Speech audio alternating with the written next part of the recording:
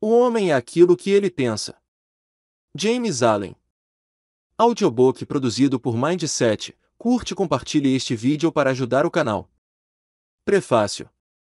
Este pequeno volume, resultado de meditação e experiência, não tem a pretensão de ser um exaustivo tratado sobre o tão debatido tema do poder do pensamento.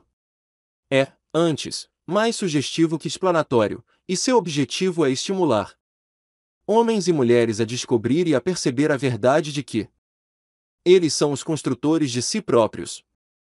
Em virtude dos pensamentos que escolhem e incentivam, que a mente é a tecelã mestra, tanto da veste íntima do caráter como da veste exterior da circunstância, e que, assim como podem ter, até aqui, tecido tais vestes em ignorância e sofrimento, poderão agora tecê-las com esclarecimento e felicidade.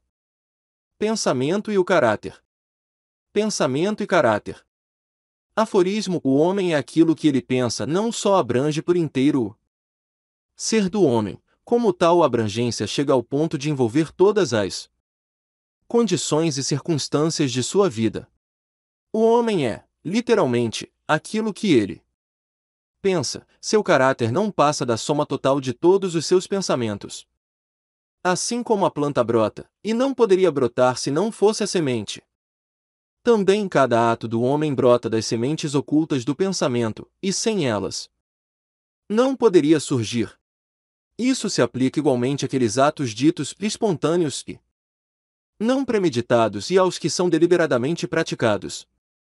O ato é a flor do pensamento, e a alegria e o sofrimento, seus frutos, e assim vai recolhendo o homem o produto doce ou amargo de sua própria seara. Ainda na mente é o pensamento que nos molda. O que somos foi construído na forja das ideias.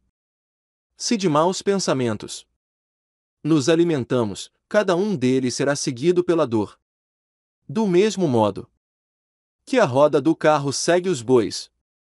Se preservarmos em pureza aquilo que pensamos, será a felicidade que, como a nossa própria sombra, nos há de acompanhar.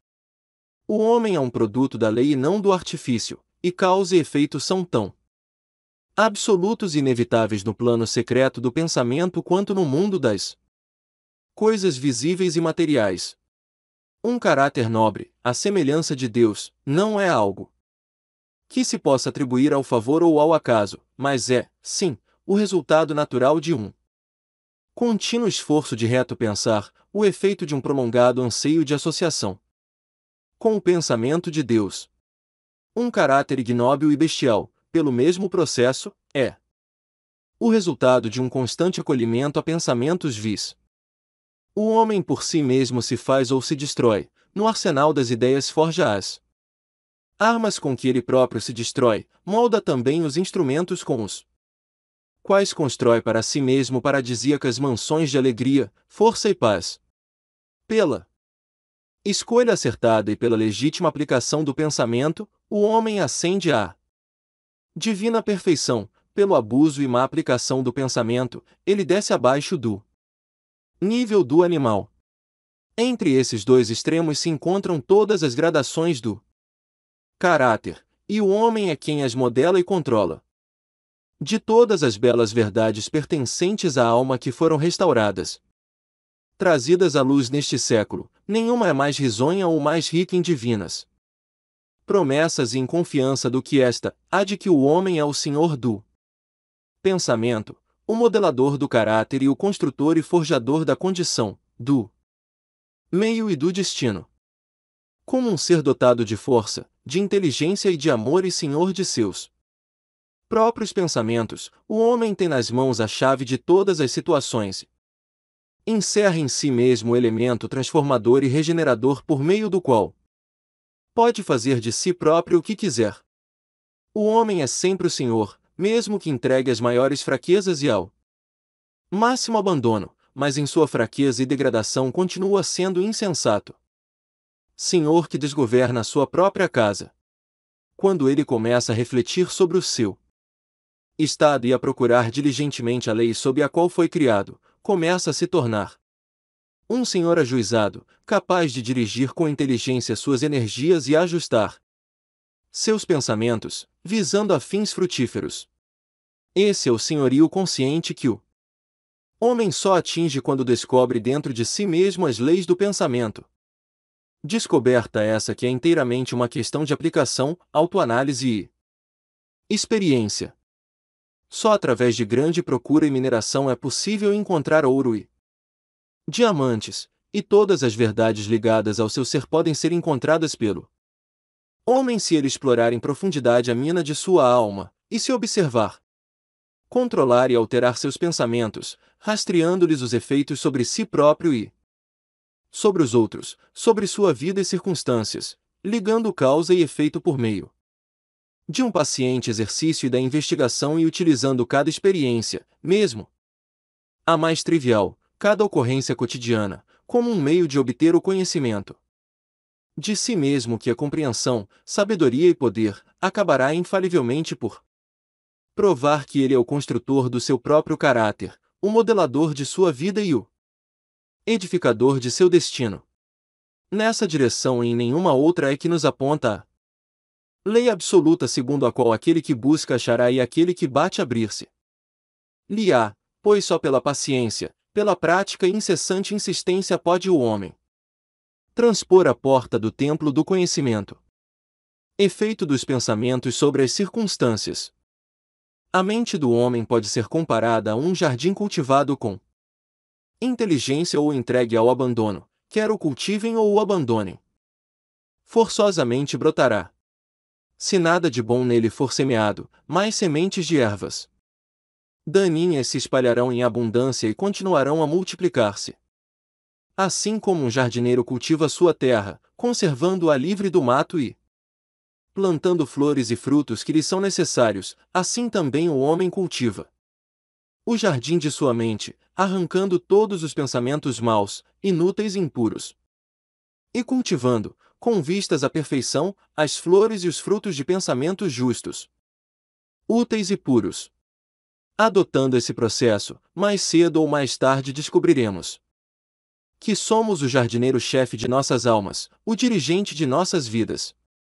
Com isso, revelamos também, dentro de nós mesmos, as leis do pensamento e compreendemos, com crescente exatidão, como as forças do pensamento e os fatores mentais operam na formação do nosso caráter, das circunstâncias e do destino. Pensamento e caráter são uma só coisa, e como o caráter só pode manifestar-se e revelar-se através do meio e das circunstâncias, as condições externas da vida de uma pessoa mostrar-se sempre harmoniosamente relacionadas com o seu estado íntimo. Isso não significa que as circunstâncias que cercam o homem em qualquer tempo sejam um indício de seu caráter como um todo, mas que tais circunstâncias se encontram tão intimamente ligadas a algum fator pensamento vital em seu interior que, naquele momento, elas são indispensáveis para o seu desenvolvimento. Todo homem está onde está pela lei do seu ser, os pensamentos que ele incorporou ao seu caráter colocaram-no ali, e na disposição de sua vida não existe nenhum fator casual, mas tudo é o resultado de uma lei que não pode falhar. Isso é tão verdade em relação àqueles que se sentem em desarmonia com o seu meio, como aos que se sentem satisfeitos com ele. Como um ser que progride e evolui, o homem está onde está para que possa aprender que tem que crescer, e na medida em que consegue aprender a lição espiritual que cada circunstância lhe oferece, esta passa e cede lugar a outras. O homem é golpeado pelas circunstâncias enquanto acredita ser ele próprio o produto de condições externas, mas quando compreende que representa uma força criativa e que pode dominar o solo oculto e as sementes de seu ser dos quais brotam as circunstâncias, torna-se o legítimo senhor de si próprio. Que as circunstâncias nascem do pensamento é algo que todo homem que tenha praticado durante algum tempo o autocontrole e a autopurificação sabe, pois terá notado que a modificação de tudo que lhe ocorre se operou na exata proporção em que ele modificou o seu estado mental. Isso é tão verdade que quando nos Aplicamos sinceramente a corrigir os defeitos de nosso caráter e fazemos rápidos e marcantes progressos. Em pouco tempo passamos por uma série de vicissitudes. A alma atrai aquilo que ela secretamente abriga, aquilo que ela ama e também aquilo que teme. Ela atinge o apogeu de suas mais caras aspirações e desce ao nível de seus desejos impuros, e as circunstâncias são os meios pelos quais a alma recebe o que lhe é devido. Toda semente pensamento que se semeie ou deixe cair e arraigar-se na mente multiplica-se, mais cedo ou mais tarde, dela brota o ato, trazendo os frutos de oportunidade e circunstância próprios de sua espécie. Bons pensamentos darão bons frutos, maus pensamentos, maus frutos. O mundo exterior das circunstâncias molda-se ao mundo interior do pensamento, e as condições externas, tanto as agradáveis quanto as desagradáveis, são fatores que contribuem em seu resultado final para o bem do indivíduo. Como ceifeiros de sua própria colheita, o homem aprende tanto pelo sofrimento quanto pela felicidade. Seguindo os mais secretos desejos, aspirações e pensamentos pelos quais se deixa dominar, perseguindo o fogo fato de fantasias impuras ou trilhando com passos firmes a estrada do vigoroso e elevado esforço, o homem chega finalmente a fruí-los e realizá-los nas condições exteriores de sua vida. As leis de crescimento e adaptação prevalecem em toda parte. Ninguém chega ao botequim ou à cadeia pela tirania do destino ou das circunstâncias, mas através dos atalhos dos pensamentos sórdidos ou dos desejos vis. Tampouco ninguém de mente limpa cai de repente no crime, pressionado por qualquer força exterior. O pensamento criminoso há muito vinha sendo secretamente alimentado no coração, e a hora da oportunidade revelou sua força acumulada. Não são as circunstâncias que fazem o homem, elas o revelam a si próprio. Ninguém mergulha no vício e nos sofrimentos que dele resultam sem que haja antes inclinações mais, como ninguém chega à virtude e à felicidade pura que ela acarreta sem um constante cultivo de aspirações virtuosas. Portanto, o homem, como amo e senhor de seus pensamentos, é o edificador de si próprio, o modelador e autor de tudo o que o cerca. Já ao nascer, a alma é o que ela é, e a cada passo de sua peregrinação terrena vai atraindo conjuntos de condições que a revelam, que são os reflexos de sua própria pureza e impureza, de sua força e de suas fraquezas. Os homens não atraem aquilo que eles querem, mas sim aquilo que eles são. Seus caprichos, fantasias e ambições são distorcidos a cada passo, mas seus pensamentos e desejos mais secretos nutrem-se de seu próprio alimento, quer seja ele sujo ou limpo.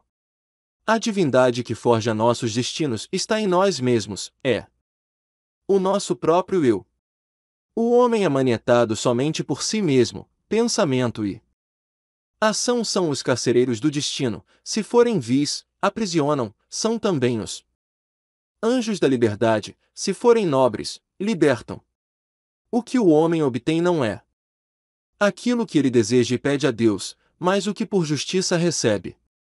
Seus desejos e preces só serão gratificados e atendidos se harmonizarem com seus pensamentos e atos. À luz dessa verdade, qual será então o sentido de lutar contra as circunstâncias? É que o homem está sempre se revoltando contra algum efeito externo, ao mesmo tempo que sem cessar alimenta e preserva a causa em seu coração. Essa causa pode assumir a forma de um vício consciente ou de uma fraqueza inconsciente, mas seja ela o que for, retarda obstinadamente os esforços do seu portador, e assim clama bem alto por um remédio. Os homens vivem ansiosos por melhorar suas condições, mas não querem melhorar-se a si mesmos. Com isso, permanecem amarrados. O homem que não recua fez-se a autocrucifixão. Nunca deixará de realizar o objetivo a que seu coração visa. Isso é tão verdade quanto as coisas da terra quanto as do céu. Até mesmo aquele cujo único objetivo For adquirir riquezas, deve estar preparado para fazer grandes sacrifícios pessoais, até que possa atingir a sua meta, quanto mais aquele que almeja realizar uma vida forte e bem equilibrada. Vejamos o exemplo de alguém que esteja na mais extrema pobreza. Anseia ardentemente por melhoras no seu ambiente e no seu lar, mas está sempre faltando ao trabalho, e acha justo tentar enganar o patrão sob o pretexto de que não recebe um salário suficiente. Esse indivíduo não compreende os mais simples rudimentos daqueles princípios que constituem a base da verdadeira prosperidade, e não só se acha totalmente despreparado para emergir da sua miséria, como na realidade estará atraindo para si misérias ainda piores por abrigar e traduzir em atos pensamentos indolentes, fraudulentos e covardes. Imaginemos um homem rico que tenha sido vítima de uma enfermidade dolorosa e remitente resultante de sua gula.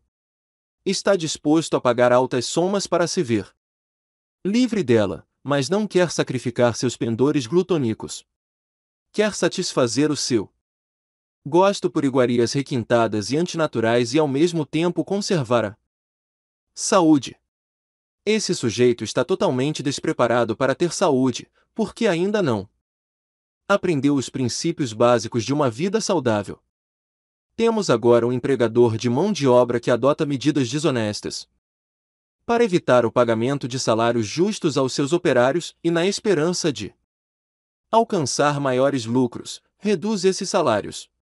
Tal empresário está também totalmente despreparado para a prosperidade, e quando se surpreender falido, tanto no que diz respeito à reputação quanto aos seus bens, lançará a culpa às circunstâncias sem saber que é o único responsável pelas condições em que se encontra. Citei esses 3 casos apenas como exemplos ilustrativos da verdade segundo a qual o homem é o causador, embora quase sempre inconscientemente, das circunstâncias que o cercam e de que, ao mesmo tempo que visa um bom fim, está continuamente frustrando a sua realização por encorajar pensamentos, desejos que não podem de forma alguma harmonizar-se com esse fim. Tais exemplos poderiam ser multiplicados e variados quase que ao infinito, mas isso não é necessário, visto que o leitor, se assim o decidir, poderá acompanhar a ação das leis do pensamento em sua própria mente e vida. Enquanto isso não for feito, meros fatos externos não poderão servir de base para o raciocínio. Todavia, as circunstâncias são tão complicadas, o pensamento tem raízes tão profundas e as condições de felicidade variam tanto de indivíduo para indivíduo, que não se pode julgar o estado de alma global de alguém, embora a própria pessoa possa conhecê-lo somente pelo aspecto externo de sua vida. Um homem pode ser honesto em certos sentidos, entretanto, passar privações; outro pode ser desonesto em certos sentidos, e mesmo assim, enriquecer, mas a conclusão geralmente tirada de que fulano fracassou exatamente por causa de sua honestidade, que Cicrano próspera justamente porque é desonesto, é o resultado de um julgamento superficial de que o homem desonesto é quase que totalmente corrupto e o honesto quase que totalmente virtuoso. À luz de um conhecimento mais profundo e de uma experiência mais ampla, verifica-se que tal julgamento está errado. O homem desonesto pode possuir algumas virtudes admiráveis que o outro não possua, e o honesto poderá ter vícios odiosos que não existam no outro. O homem honesto colhe os bons resultados de seus pensamentos e atos honestos, mas também atrai para si os sofrimentos causados pelos seus vícios. O desonesto colhe do mesmo modo seus próprios sofrimentos e felicidades. Agrada à vaidade humana acreditar que a gente sofre em consequência de nossas virtudes, mas enquanto o homem não tiver extirpado de sua mente todo pensamento doentio, amargo e impuro e não tiver lavado em sua alma a última nódoa do pecado, não terá condições de saber e declarar que seus sofrimentos são o resultado de suas boas qualidades e não das más, e a caminho dessa suprema perfeição, ainda que há muito a tenha alcançado, ele descobrirá operando em sua mente e em sua vida, a grande lei que é absolutamente justa e, portanto, não poderá pagar o bem com o mal e o mal com o bem. De posse de tal conhecimento, ele saberá, então, volvendo os olhos para sua passada ignorância e cegueira, que sua vida é, e sempre foi, ordenada com justiça e que todas as suas experiências passadas, boas e más, foram o produto equitativo de seu próprio ser, não evoluído mais em evolução. Bons pensamentos e atos jamais produzirão maus resultados, maus pensamentos e atos jamais produzirão bons resultados. Isso equivale a dizer que do trigo só poderá nascer trigo e de urtigas só urtigas. Nós entendemos essa lei no mundo natural e trabalhamos com ela, mas poucos são os que a entendem no mundo mental e moral, embora sua ação nele seja igualmente simples e inevitável, e, portanto, não cooperam com ela. O sofrimento é sempre o efeito do pensamento errado em algum sentido. É um indício de que o indivíduo está em desarmonia consigo mesmo, com a lei do seu ser. A exclusiva e suprema utilidade da dor é a de purificar, de queimar tudo o que é inútil e impuro. Para aquele que é puro, a dor deixa de existir. Não teria sentido levar o ouro ao fogo depois que a ganga já foi eliminada, e um ser perfeitamente puro e esclarecido não poderia sofrer. As circunstâncias que o homem enfrenta no sofrimento são o resultado de sua própria desarmonia mental. As circunstâncias que o homem enfrenta e recebe com bem-aventurança são o resultado de sua própria harmonia mental. A bem-aventurança, não os bens materiais, é a medida do pensamento reto. A infelicidade, não a falta de bens materiais, é a medida do pensamento errado. Um homem pode ser amaldiçoado e rico, pode ser abençoado e pobre. Bênçãos e riquezas só se juntam quando as riquezas são justas e sabiamente usadas, e o pobre só se torna miserável quando considera sua sorte como um fardo injustamente imposto. Indigência e vício são os dois extremos da infelicidade. Ambos são igualmente antinaturais e o resultado de desordem mental. Homem algum atinge um condicionamento adequado enquanto não se sente feliz, saudável e próspero, e a felicidade, a saúde e a prosperidade são o resultado de um harmonioso ajustamento do interior ao exterior, do homem ao seu meio. O homem só começa a ser homem quando para de lamentar-se e de proferir injúrias, e começa a buscar a justiça oculta que regula a sua vida. E na medida em que adapta sua mente a esse fator regulador, deixa de acusar os outros de serem a causa de sua situação, e começa a edificar-se com pensamentos fortes e nobres. Para de espernear contra as circunstâncias e começa a usá-las como ajudas para alcançar um progresso mais rápido e como um meio de descobrir dentro de si próprio forças e possibilidades ocultas.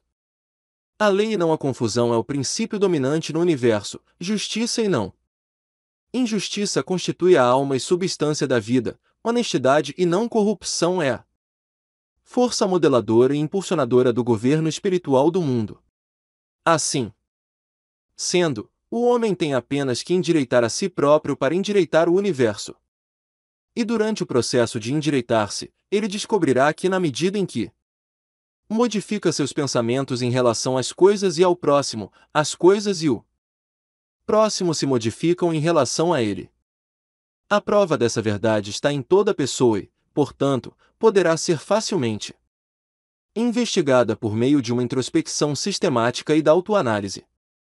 Modifique alguém radicalmente seus pensamentos, e se assombrará ante a rápida transformação que isso efetuará nas condições materiais de sua vida.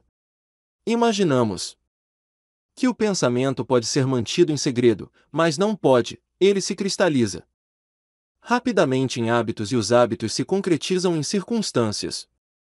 Pensamentos animalescos cristalizam-se em hábitos de embriaguez, sensualidade, os quais por sua vez se concretizam em circunstâncias de miséria e doença. Pensamentos impuros de qualquer tipo cristalizam-se em hábitos enervantes e tumultuantes, os quais se concretizam em circunstâncias confusas, adversas, pensamentos de medo, dúvida e indecisão cristalizam-se em hábitos fracos, covardes e irresolutos, os quais se concretizam em circunstâncias de fracasso, indigência e servil dependência, pensamentos preguiçosos cristalizam-se em hábitos de falta de higiene e desonestidade, os quais se concretizam em circunstâncias de sujeira e mendicância, pensamentos de ódio e condenação. Cristalizam-se em hábitos de acusação e violência, os quais se concretizam em circunstâncias de injúria e perseguição, pensamentos egoístas de todos os tipos. Cristalizam-se em hábitos de egocentrismo que se concretizam em circunstâncias mais ou menos infelicitantes.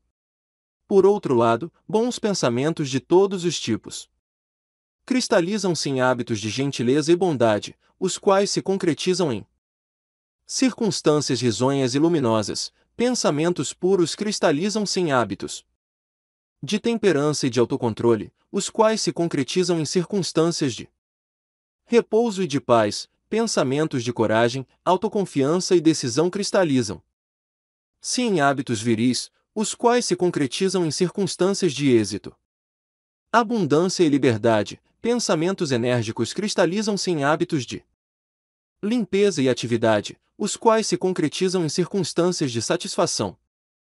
Pensamentos amáveis e de perdão cristalizam-se em hábitos de gentileza, que se concretizam em circunstâncias protetoras e preservadoras. Pensamentos de amor e de altruísmo cristalizam-se em hábitos de disposição espontânea para perdoar, os quais se concretizam em circunstâncias de segura e duradoura prosperidade.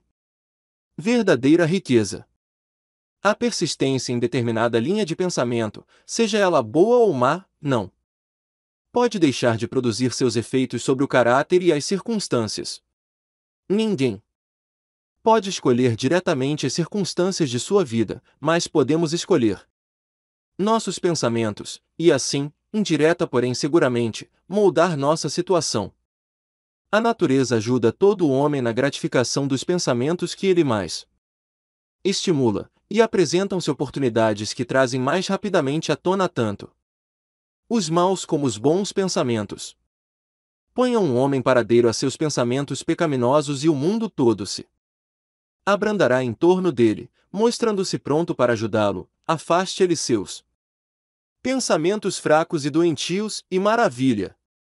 De todos os lados surgirão oportunidades para ajudar suas enérgicas resoluções, que ele encoraje seus bons pensamentos, e nenhum mau destino o amarrará à miséria e à vergonha.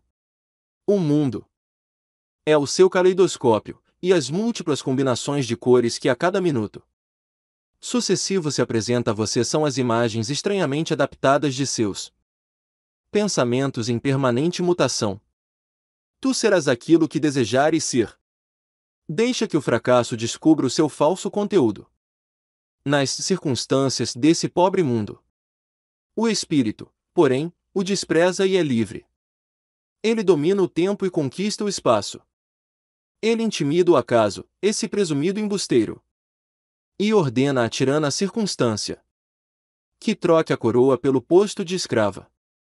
A humana vontade, essa invisível força, nascida de uma alma imortal, pode abrir caminhos para qualquer meta, embora muros de granito se lhe anteponham. Não te impaciente a longa espera. Suporta-a como alguém que compreende. Quando o espírito se ergue e assume o comando, os deuses estão prontos para obedecer. Efeito do pensamento sobre a saúde e o corpo. O corpo é o escravo da mente. Ele obedece às operações da mente, quer elas sejam deliberadamente escolhidas ou automaticamente manifestadas. Sob o comando de pensamentos ilícitos, o corpo afunda rapidamente na doença e na decadência. Dirigido por pensamentos alegres e bonitos, ele se reveste de juventude e de beleza. Doença e saúde, como as circunstâncias, têm suas raízes no pensamento. Pensamentos doentios se expressarão através de um corpo doentio. Pensamentos de medo, É coisa sabida, matam um homem tão rapidamente quanto uma bala. E embora não tão rapidamente matam sem cessar milhares de pessoas. Os indivíduos que vivem sob o medo da doença são os que adoecem. A angústia leva todo o corpo a entrar num rápido processo de abatimento e o deixa aberto às enfermidades. Por outro lado, pensamentos impuros, mesmo que fisicamente não consentidos, não tardarão a destruir o sistema nervoso. Pensamentos fortes, puros e felizes edificam um corpo em vigor e graça. O corpo é um instrumento plástico e delicado que responde prontamente aos pensamentos que o impressionaram, e hábitos mentais produzirão nele os respectivos efeitos. Sejam eles bons ou maus. Os homens continuarão a ter o sangue impuro e envenenado enquanto propagarem pensamentos sujos. De um coração limpo brota uma vida limpa e um corpo limpo. De uma mente corrompida brota uma vida corrupta e um corpo deteriorado. O pensamento é fonte de ação, de vida e de manifestação. Torne essa fonte pura, e tudo será puro. Mudar de regime alimentar de nada adiantará ao homem que não mudar seus pensamentos. Quando alguém purifica seus pensamentos, passa a não desejar mais alimentos impuros. Pensamentos sadios fazem hábitos sadios. O suposto santo que não lava seu corpo não é um santo. Quem fortalece e purifica seus pensamentos não precisa preocupar-se com o perigo dos micróbios. Se você quiser aperfeiçoar seu corpo, preserve sua mente. Se quiser renovar seu corpo, embeleze sua mente. Pensamentos de malícia, inveja, desapontamento, desânimo, privam o corpo de sua saúde e de sua graça. Uma fisionomia carrancuda não é produto do acaso, é resultado de pensamentos sombrios. Rugas que desfiguram são causadas pela insensatez, pela paixão, pelo orgulho. Conheço uma mulher de 96 anos que tem o semblante luminoso e inocente de uma menina. Conheço um homem que ainda está bem abaixo da meia-idade, cujo rosto é marcado por desarmoniosos contornos. O primeiro exemplo é o resultado de uma disposição meiga e radiante, o segundo é fruto da paixão e do descontentamento.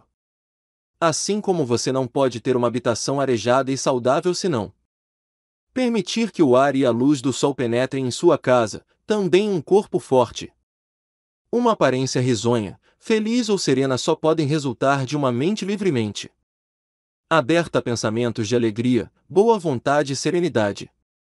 No rosto dos velhos há rugas deixadas pela bondade, outras por pensamentos fortes e puros e outras sulcadas pela paixão. Quem não as distinguiria? Para aqueles que tiveram uma vida reta, a velhice é calma, tranquila e impregnada de doce harmonia como um crepúsculo. Conheci recentemente um filósofo em seu leito de morte. Era velho só em anos. Morreu tão suave e tranquilamente quanto havia vivido. Para dissipar os males do corpo não há melhor médico do que uma mente alegre. Para dispersar as sombras do sofrimento e da tristeza não há melhor conforto do que a benevolência. A mente que vive sempre dominada por ideias de maldade, cinismo, desconfiança e inveja, vive confinada nas profundezas de uma prisão construída por ela própria. Mas, pensar bem de todos, tratar todos com alegria, aprender pacientemente a descobrir o bem em todos, são pensamentos altruísticos que representam as próprias portas do céu, e alimentar dia a dia pensamentos de paz em relação a todas as criaturas trará abundante paz a quem assim agir. Pensamento e objetivo. Sem que o pensamento esteja ligado ao objetivo não haverá realização. Inteligente. A maioria das pessoas deixa que o barco do pensamento vogue à deriva no oceano da vida. A falta de objetivo é um vício, e semelhante deriva deve cessar para todo aquele que quiser desviar-se da catástrofe e da destruição. Quem não tiver em sua vida nenhum objetivo central, será presa fácil de mesquinhas preocupações, medos, problemas e autopiedade, indícios, todos esses, de fraqueza que levarão, tão certamente quanto pecados deliberadamente planejados, embora por diferentes rotas, ao fracasso, à infelicidade e a perdas. Pois a fraqueza não pode perdurar num universo movido pela energia. Todo homem deve conceber em seu íntimo um objetivo legítimo e se dispor a alcançá-lo. Deverá fazer desse objetivo o ponto central de seus pensamentos. Poderá ter a forma de um ideal espiritual ou de um objeto mundano, mas, conforme seja sua tendência no momento, deverá focalizar firmemente suas forças mentais nesse objetivo ante o qual ele próprio se colocou. Deverá fazer desse objetivo seu dever supremo e dedicar-se à sua consecução, não permitindo que seus pensamentos se dispersem em efêmeras fantasias, anseios e imaginações. Essa é a estrada real que nos leva ao autodomínio e à verdadeira concentração do pensamento. Ainda que por sucessivas vezes deixe de atingir sua meta, o que forçosamente acontecerá até que a fraqueza seja vencida, o fortalecimento que isso trará ao seu caráter será a medida do seu verdadeiro êxito, e lhe dará uma nova perspectiva para futuros poderes e triunfos. Os que não estão preparados para a apreensão de um alto objetivo devem fixar seus pensamentos no perfeito cumprimento de seus deveres, por mais insignificantes que suas tarefas lhes possam parecer. Só dessa forma podem os pensamentos ser concentrados e focalizados, a resolução e a energia desenvolvidas, e uma vez conseguido isso, não haverá nada que não possa ser realizado. Acreditando na verdade de que só pelo esforço e pela prática é possível desenvolver a força, a alma mais fraca que conheça sua própria fraqueza começará imediatamente a exercitar-se, e somando esforço a esforço, paciência a paciência, força a força, jamais deixará de crescer até que, por fim, se torne divinamente poderosa. Do mesmo modo que o homem fisicamente fraco pode tornar-se forte mediante cuidadoso e paciente treinamento, o homem de pensamentos fracos pode revigorar-los exercitando-se na prática do reto pensar. Pôr de lado a falta de objetividade e a fraqueza e começar a pensar com um firme propósito, equivale a entrar para a categoria dos fortes que só reconhecem o fracasso como um dos atalhos para a realização, que obrigam todas as contingências a servi-los e que pensam vigorosamente, ousam destemidamente e realizam com mestria. Tendo determinado a sua meta, o homem deve traçar mentalmente um caminho reto para alcançá-la, seguindo-o sem olhar nem para a direita nem para a esquerda. Dúvidas e temores devem ser eliminados com rigor, eles constituem elementos desintegradores que desviam a linha reta do esforço, tornando-a curva ineficiente e inútil. Ideias de medo e de dúvida nunca realizam coisa alguma, nem poderiam. Sempre levam ao fracasso. Objetividade, energia, capacidade de realização e todos os pensamentos vigorosos cessam quando a dúvida e o medo se insinuam. A vontade de fazer brota do conhecimento de que podemos fazer. Dúvida e medo são os grandes inimigos do conhecimento, e quem os encoraja, quem não os destrói, atrapalha-se a cada passo. Quem derrotar a dúvida e o medo terá derrotado o fracasso. Seu próprio pensamento alia-se à força, e todas as dificuldades são enfrentadas com bravura e vencidas com sabedoria. Seus objetivos são plantados no tempo certo e florescem. E dão frutos que não caem prematuramente. O pensamento aliado com destemor à determinação se transforma em força criativa. Quem tiver conhecimento disso estará pronto para tornar-se algo mais alto e mais forte do que um mero feixe de pensamentos vacilantes e de sensações instáveis. Quem fizer isso se transforma no manejador consciente e inteligente de suas forças mentais. O fator pensamento na realização Tudo que o homem realiza e tudo que ele deixa de realizar é o resultado direto de seus próprios pensamentos. Num universo perfeitamente ordenado, no qual a perda do equilíbrio significaria a destruição total, a responsabilidade individual deve ser absoluta. A fraqueza e a força de um homem, a pureza e a impureza, são suas e não de outro homem, são produzidas por ele próprio e não por outrem, e só podem ser modificadas por ele mesmo, nunca por outro homem. Sua situação também lhe é própria, e não de outra pessoa. Seu sofrimento e sua felicidade se desenvolvem em seu íntimo. Como ele pensa, assim ele é. Como continuar a pensar, assim permanecerá. Um homem forte não pode ajudar outro mais fraco a menos que o mais fraco queira ser ajudado, e mesmo assim o fraco terá de se tornar forte por si mesmo. Pelos seus próprios esforços terá que adquirir a força que admira no outro. Ninguém, a não ser ele próprio, pode modificar seu estado. Era comum pensar-se e dizer-se: muitos homens são escravos porque um deles é opressor, odiemos o opressor. Hoje, entretanto, existe entre um número cada vez maior de pessoas uma tendência para inverter esse julgamento e para dizer: um homem se torna opressor porque são muitos os escravos, desprezemos os escravos. A verdade é que opressor e escravo são cooperadores na ignorância e, embora pareçam afligir uns aos outros, na realidade afligem-se a si próprios.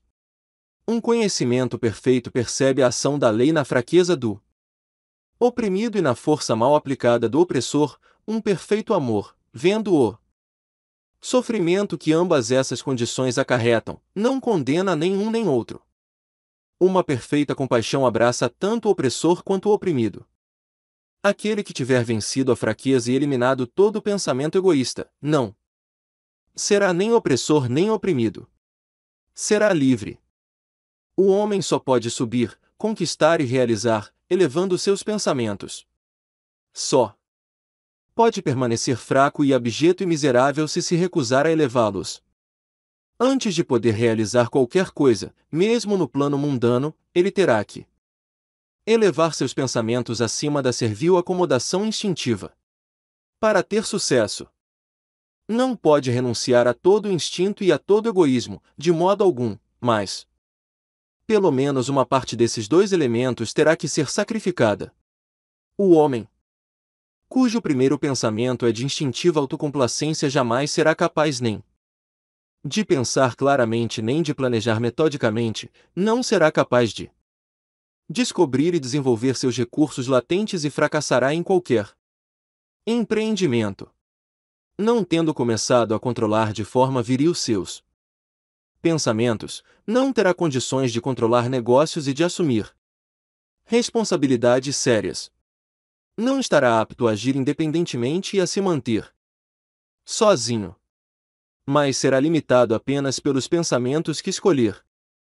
Não pode haver progresso nem realização sem sacrifício, e o sucesso mundano do homem será proporcional aos sacrifícios que ele for capaz de impor a seus confusos pensamentos instintivos, à medida que souber fixar sua mente no desenvolvimento de seus planos, no fortalecimento de sua resolução e de sua autoconfiança.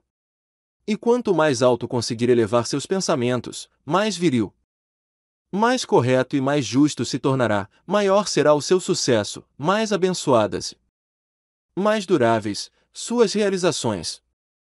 O universo não favorece os avarentos, os desonestos, os pervertidos, embora, por vezes, de maneira apenas superficial, pareça fazê-lo, ele ajuda os honestos, os magnânimos, os virtuosos. Todos os grandes mestres de todas as idades sempre declararam isso de várias formas, e para pôr à prova e experimentar isso, basta persistir na resolução de se tornar cada vez mais virtuoso pela elevação de seus pensamentos. Realizações intelectuais são o resultado do pensamento consagrado à busca do conhecimento ou da beleza e da verdade na vida e na natureza. Tais realizações, por vezes, podem estar ligadas à vaidade e à ambição, mas não são o produto. Dessas características, são o resultado natural de longos e árduos esforços e de pensamentos puros e generosos. Realizações espirituais são o resultado de altas aspirações. Quem vive constantemente arquitetando pensamentos nobres e elevados, quem se apoia em tudo que é puro e generoso, tão certo como o sol atinge o seu zênite e a luz a sua plenitude, adquirirá sabedoria e nobreza de caráter e alcançará uma posição de influência e de felicidade. A realização, seja de que tipo for, é sempre a coroa do esforço, o diadema do pensamento.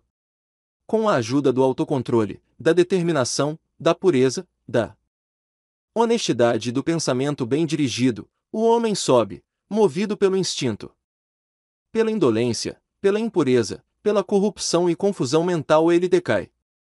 Um homem pode galgar os píncaros do sucesso mundano e mesmo os mais altos páramos do plano espiritual e tornar a cair na fraqueza e na desgraça por permitir que pensamentos arrogantes, egoístas e corruptos o dominem. Vitórias alcançadas através do pensamento reto só podem ser mantidas pela vigilância.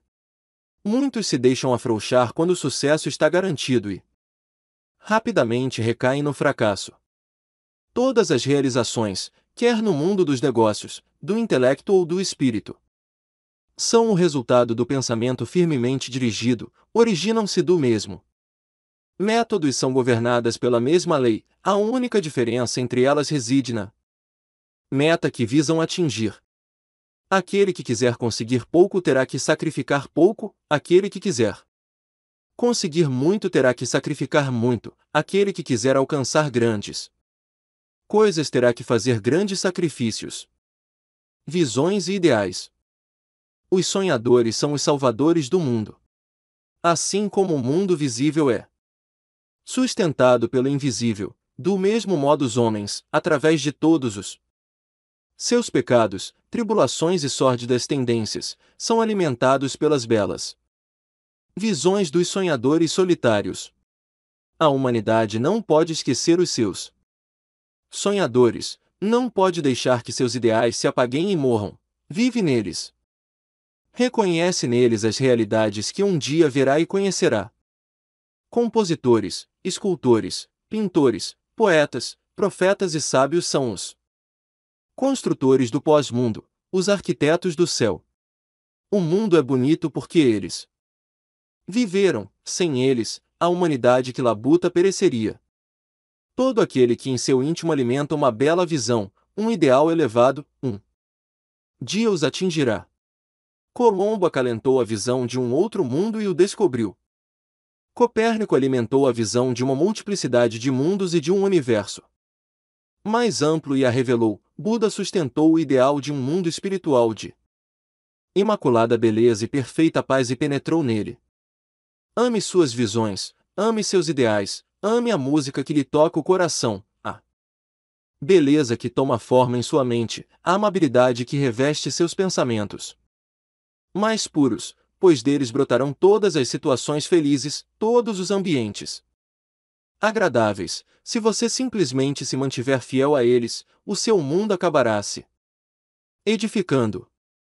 Desejar é obter, aspirar é alcançar. Acaso os mais baixos desejos do homem receberão a mais plena medida de recompensa e suas mais puras aspirações definharão por falta do alimento que as sustente?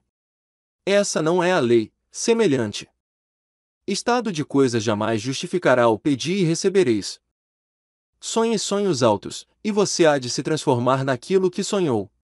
Sua visão é a promessa do que um dia você será, seu ideal é a profecia daquilo que você um dia, finalmente, revelará.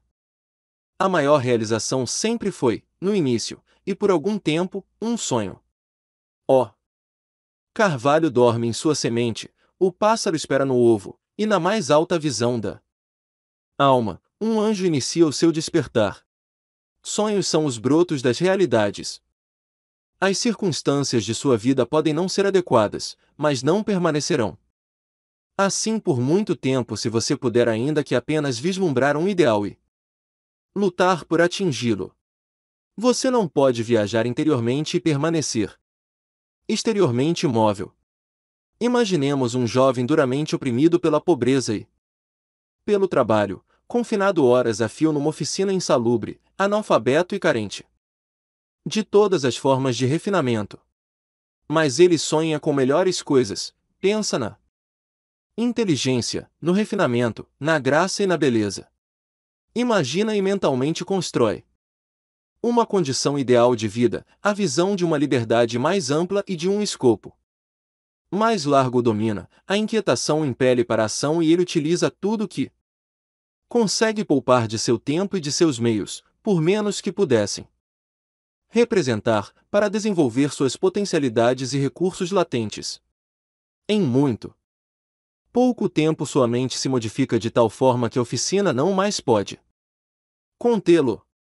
Por tal forma se desarmoniza com a sua mentalidade, que ela desaparece de sua vida como uma roupa que despimos, e, com o aumento das oportunidades condizentes com o escopo de suas potencialidades em expansão, ele a abandona para sempre. Anos mais tarde vamos encontrar esse jovem já feito homem maduro. Encontramo-lo já senhor de certas forças mentais que maneja com largo prestígio mundano e com um poder quase inigualado. Em suas mãos manobros cordéis de gigantescas responsabilidades, fala e, ó, maravilha! Vidas se transformam, homens e mulheres bebem das palavras e reformam seus caracteres, e como um sol transforma-se no luminoso eixo em torno do qual giram inúmeros destinos. Realizou a visão de sua juventude. Tornou-se um com o seu ideal. Você também, jovem leitor, realizará a visão, não o ocioso desejo, de seu coração, seja ela vil ou bela ou uma mistura de ambos, pois há de gravitar sempre na direção daquilo que secretamente mais ama. Em suas mãos serão colocados os resultados exatos de seus próprios pensamentos, você receberá aquilo que merece, nem mais nem menos. Seja qual for o seu ambiente atual, você cairá. Permanecerá nele ou se alçará com seus pensamentos, com a sua visão, com o seu ideal. Você se tornará tão pequeno quanto o desejo que o controla, tão grande quanto a aspiração que o domina, nas belas palavras de Stanton Kirkan Davis. Você pode estar fazendo suas contas e de repente sairá pela porta que, portanto, tempo parecia ser uma barreira diante de seus ideais e se verá diante de uma audiência, a pena ainda enfiada por trás da orelha, o tinteiro ainda na mão, e nesse mesmo instante verá jorrar a torrente de sua inspiração. Poderá estar pastoreando carneiros, em boquiaberto e bucólico espanto, passará a vagar pela cidade, intrepidamente guiado pelo espírito, entrará na sala do mestre e pouco tempo depois ele dirá: não tenho nada para te ensinar. E agora, você, que há tão pouco tempo sonhava grandes coisas enquanto pastoreava carneiros, se tornou o mestre. Deixe de lado a serra e a plana e assuma por si mesmo a regeneração do mundo. O irrefletido, o ignorante e o indolente, vendo apenas os efeitos aparentes das coisas e não as coisas em si, falam em sorte, em fortuna, em acaso. Vendo um homem enriquecer, dizem: que sujeito de sorte!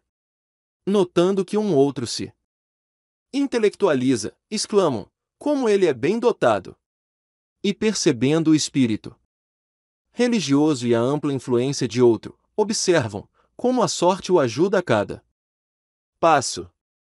Não veem as provações e os fracassos e as lutas que tais homens voluntariamente enfrentaram para alcançar a sua experiência, não têm conhecimento dos sacrifícios que eles fizeram, dos inauditos esforços que desenvolveram, da fé que exercitaram para que pudessem vencer o que parecia invencível e realizar a visão de sua alma.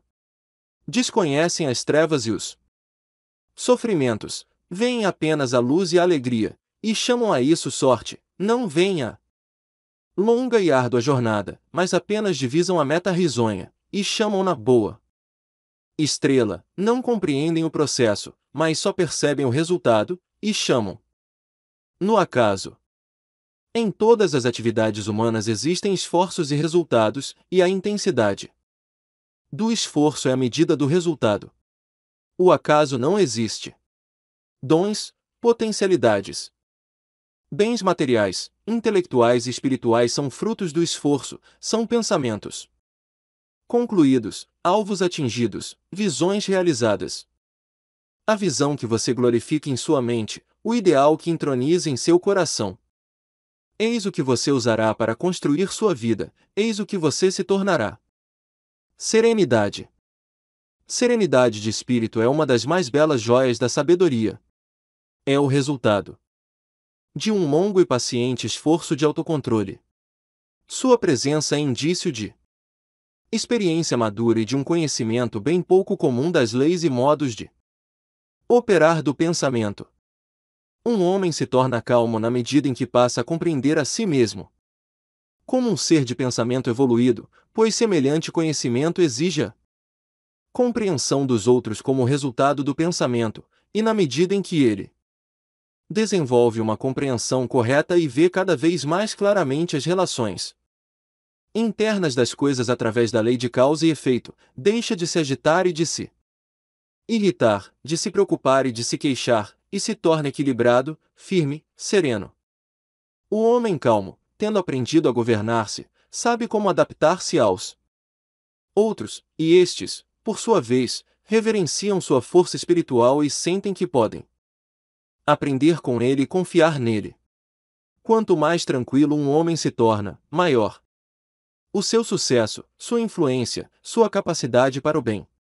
Até mesmo o comerciante comum verá crescer a prosperidade de seu negócio na medida em que desenvolve um maior autocontrole e equanimidade, pois as pessoas sempre preferem lidar com alguém cujo comportamento é marcantemente igual. O homem forte e calmo é sempre amado e reverenciado. Assemelhar-se a uma árvore que espalha sua sombra em terra sequiosa ou a uma rocha acolhedora em meio à tempestade. Quem não amará um coração tranquilo, uma vida equilibrada e cheia de doçura? Não importa se chove ou se faz sol ou quais sejam as mudanças porque passam os que possuem essas bênçãos, pois permanecem sempre dóceis, serenos e calmos. Esse raro equilíbrio de personalidade aqui chamamos serenidade é a última lição da cultura, é o florescimento da vida, o frutificar da alma. É tão preciosa quanto a sabedoria, mais desejável do que o ouro, sim, do que o mais fino ouro. Quão insignificante nos parece a mera busca do dinheiro se comparada a uma vida serena, uma vida que habita as profundezas do oceano da verdade, sob as ondas, fora do alcance das tempestades, na eterna calma.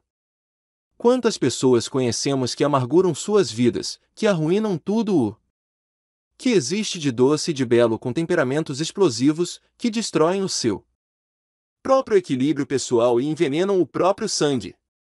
Seria o caso de perguntar se a grande maioria das criaturas não arruína a própria vida e estraga a própria felicidade por falta de autocontrole. Como são poucas as pessoas bem equilibradas que encontramos na vida, como é raro encontrar-se aquele equilíbrio que é a característica de um caráter aprimorado. Sim, a humanidade se agita com incontrolada paixão, tumultua-se sob o desgovernado sofrimento, é varrida pelos vendavais da ansiedade e da dúvida. Só o homem sábio, só aquele cujos pensamentos são controlados e purificados, é capaz de impor obediência às borrascas e vendavais da alma. Almas sacudidas por tempestades, onde quer que estiverdes, sejam quais forem as condições em que viveis, sabei disto, no oceano da vida as ilhas da bem-aventurança estão sorrindo e as ensolaradas praias de vosso ideal esperam por vós. Segurai com mão firme o leme do pensamento na barca de vossas almas. Repousa o piloto mestre, ele apenas dorme, despertai-o, autocontrole é força. Pensamento reto é domínio, calma é poder. Dizei a vossos corações, aquietai-vos, e ficai em paz. Audiobook produzido por Mindset. Curte e compartilhe este vídeo para ajudar o canal. Qual livro você quer ver aqui no canal? Deixe a sua mensagem de gratidão.